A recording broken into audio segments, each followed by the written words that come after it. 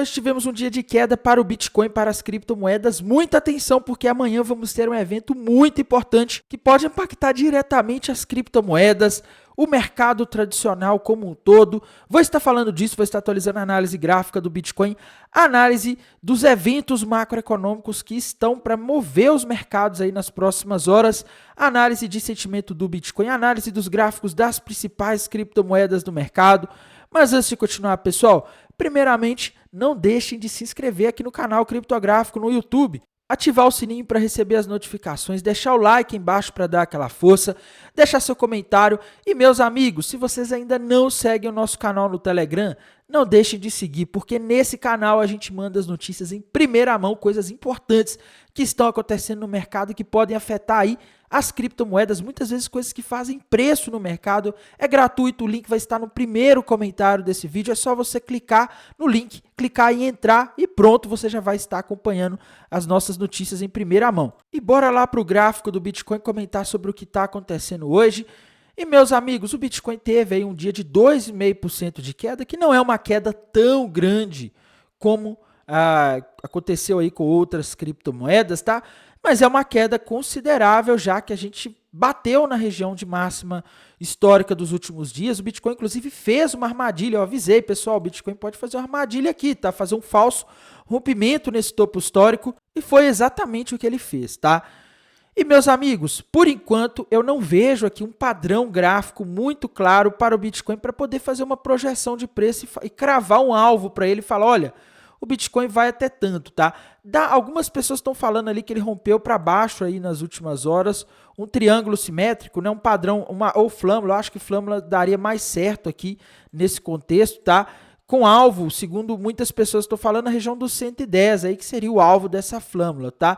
Eu particularmente, pessoal, só estou mais preocupado, estou mais atento ao gráfico diário do Bitcoin. Eu penso que a coisa vai complicar se acontecer de o Bitcoin romper a região dos 111.800 para baixo, tá? Se ele romper os 111.800 para baixo, aí o Bitcoin pode formar um topo duplo gigantesco aqui no gráfico diário, e aí a gente poderia ter um alvo para o Bitcoin, caso esse padrão seja rompido para baixo, ali na região dos 111.800, ali na região dos 101.800, tá? Então o Bitcoin poderia cair aí coisa de 10 mil dólares, ou aproximadamente 10% caso esse rompimento ocorra. Tainan, você está dizendo que vai cair? Pessoal, não estou dizendo que vai cair, ainda não rompeu. A gente tem que ficar atento aqui se ele vai se segurar acima dos 111.800, tá? Eu vejo aí uma grande possibilidade de o Bitcoin ir até os 110 mil dólares, que é uma região ali que é o alvo ali daquela flâmula que a gente comentou agora, né? Mas ele pode ir no 110 e no mesmo dia voltar. Vai depender aqui se ele vai conseguir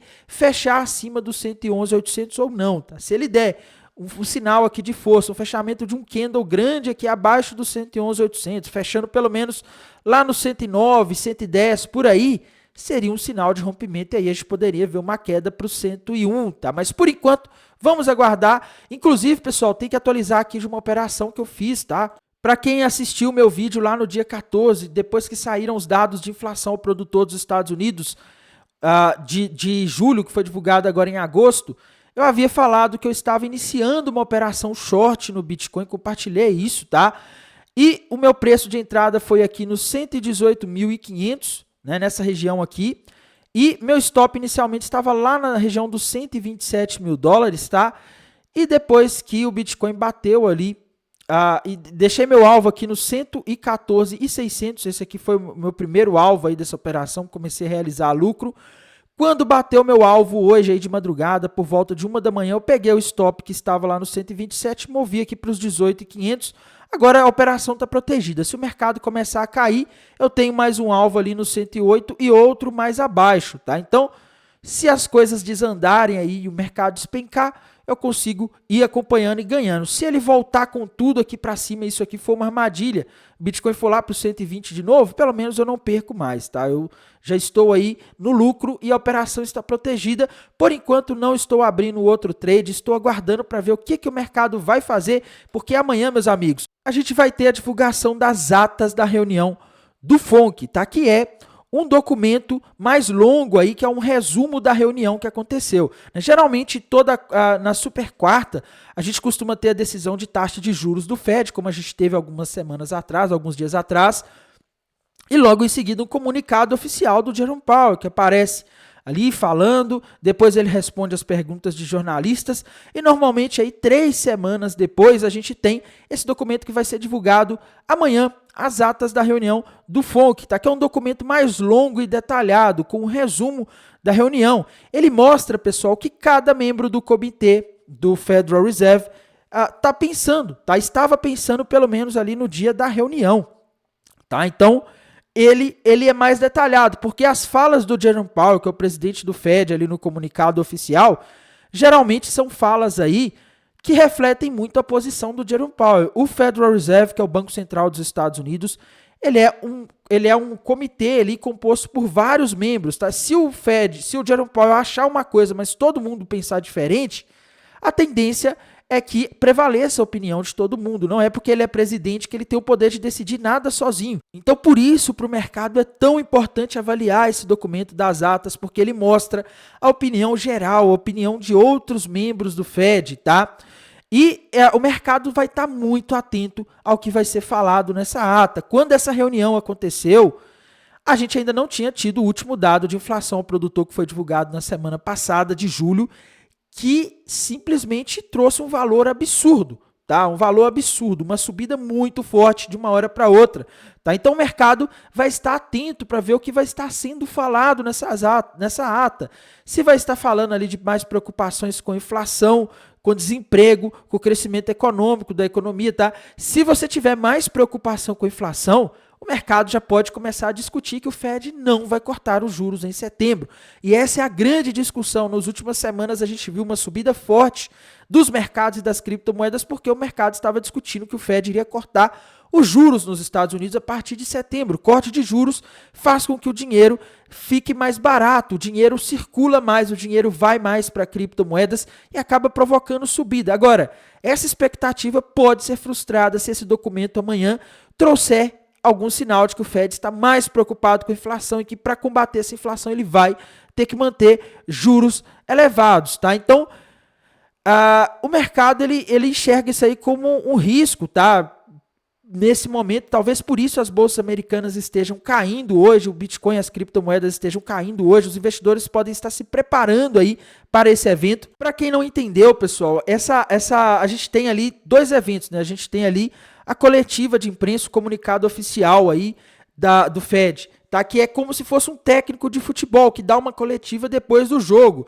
Ele já diz o resultado na hora, né? Isso aí seria o comunicado oficial, mas depois saem os bastidores, quem discordou, quem queria um outro esquema, quais problemas estavam sendo discutidos ali no vestiário do time de futebol, né? Então, o investidor e o mundo lê esses dados porque eles dão pista do que pode acontecer nas próximas reuniões do Fed, no caso, principalmente na de setembro, que é a que o mercado ainda acredita em que vai haver cortes de juros, tá?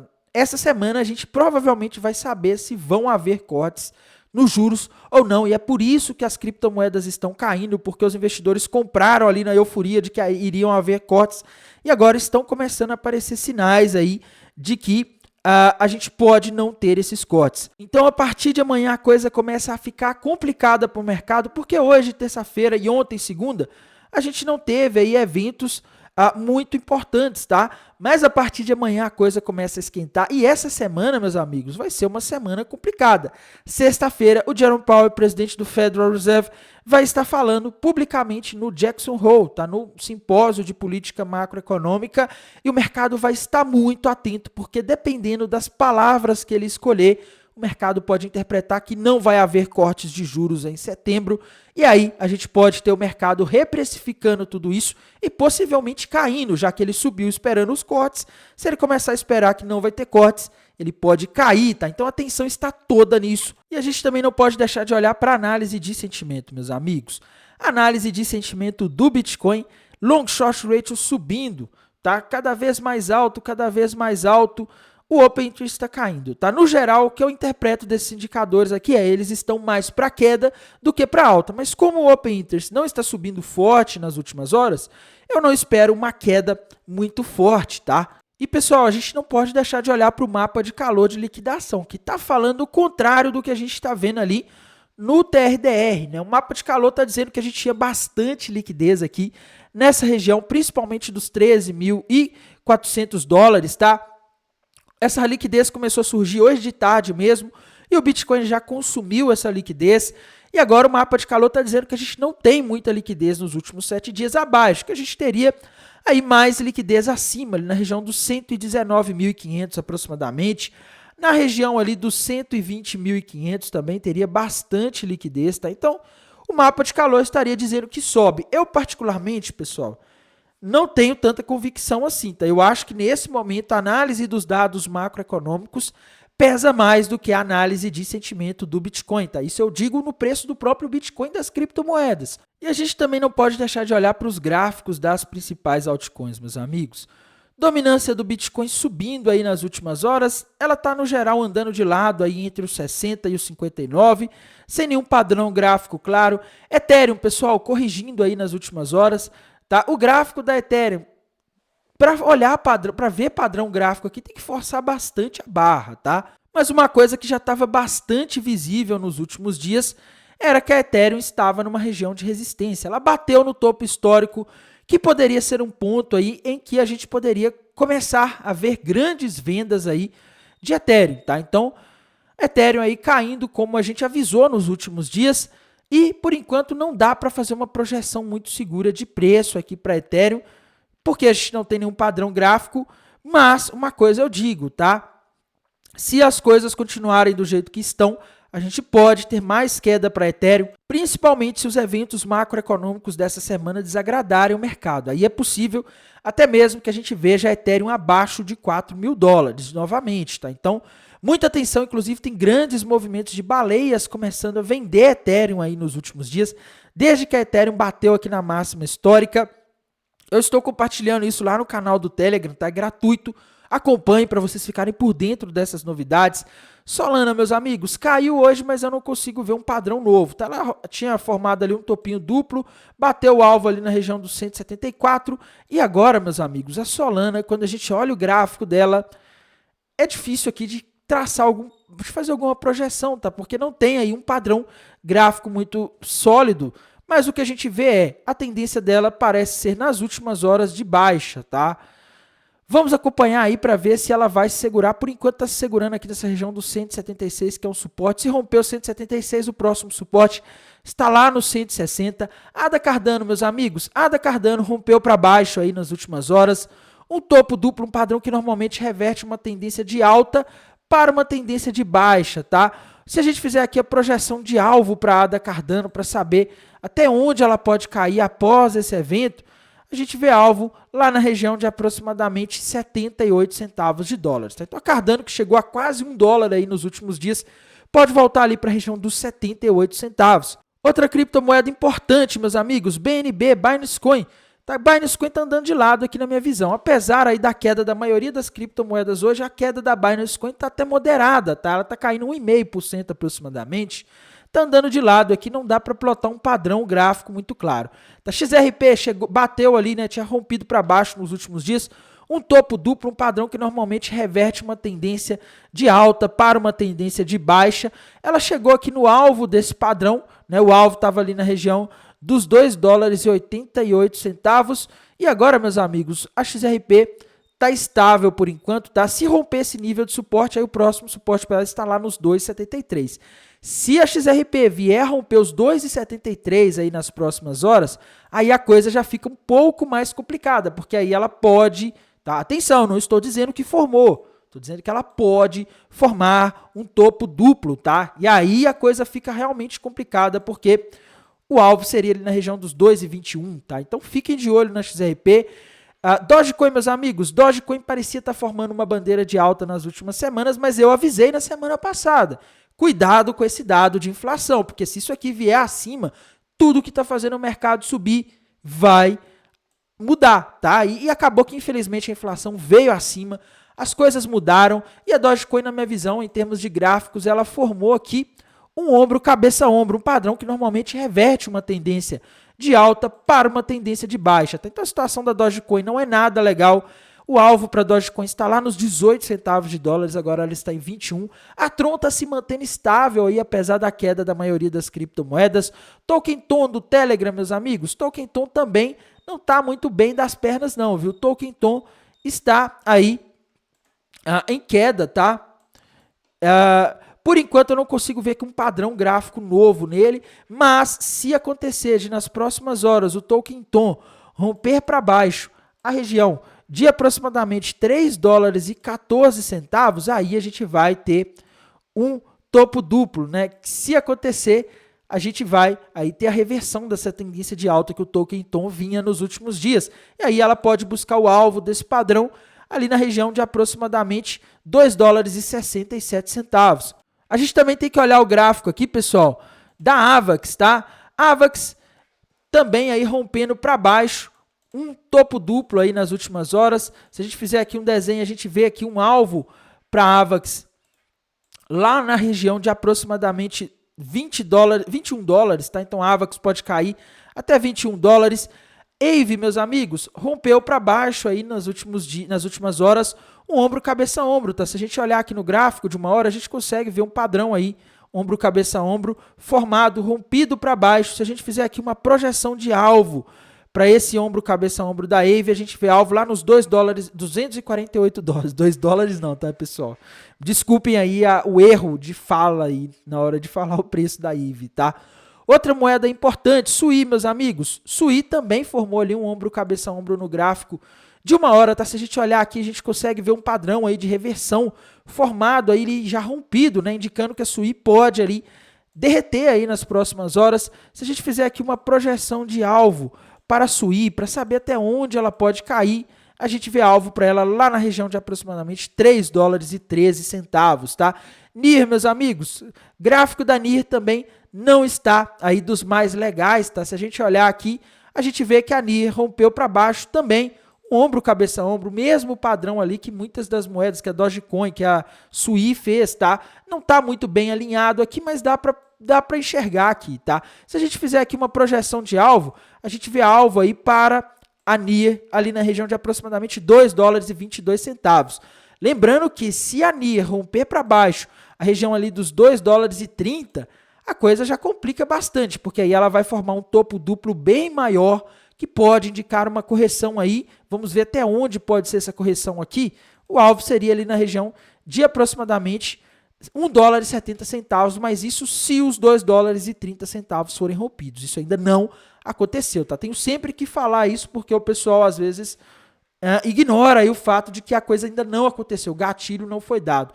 Chainlink, meus amigos, uma das poucas aí que continua em tendência de alta aí, apesar de estar caindo forte hoje, né? Tá caindo aí quase 7%. Nos últimos dias ela tinha rompido no gráfico diário um fundo duplo com alvo ali na região dos 30 dólares, tá? Chegou a bater aí 26 dólares e 80 centavos, porque a Wintermut, né? Eu acho que é assim que se fala, o Wintermut, que é um grande market maker, transferiu, pessoal, 43.800 tokens Chainlink, que dá mais de $1 milhão aí, para a corretora, para as corretoras aí nas últimas horas, tá? Por que eles estão transferindo, pessoal? O que é o market maker, tá? Market maker, ele dá liquidez aí para as corretoras. Então é normal eles mandarem tokens aí para as corretoras, mas eles também costumam vender às vezes, tá? Então fica a dúvida, né? Por que será que eles moveram tantos tokens aí, que foi 3 horas atrás, tá? Então foi hoje mesmo.